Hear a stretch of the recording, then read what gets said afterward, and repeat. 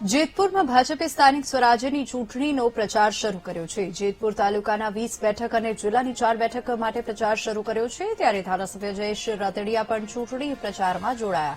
ગ્રામ્ય વિસ્તારોમાં ચૂંટણી પ્રચાર સમયે જયેશ રાદડિયાએ લોકોને જંગી લીડથી જીતાડવા અપીલ કરી છે, તો ભાજપની ભવ્ય જીતનો આશાવાદ પણ વ્યક્ત કર્યો। સ્થાનિક સ્વરાજ્યની જિલ્લા પંચાયત અને તાલુકા પંચાયતની ચૂંટણી માટે ભારતીય જનતા પાર્ટીના અમારા ઉમેદવારના સમર્થનમાં આજે ગ્રામ્ય વિસ્તારના પ્રવાસે છે। આવનારી ચૂંટણીની અંદર જિલ્લા પંચાયત અને તાલુકા પંચાયતમાં ભારતીય જનતા પાર્ટીનો ભવ્ય વિજય થશે એવો મને વિશ્વાસ છે, કારણ કે વર્ષોની રાજનીતિમાં હંમેશા લોકોની વચ્ચે રહ્યું છે, લોકોના સુખ દુઃખની અંદર ભાગીદાર બન્યા છે।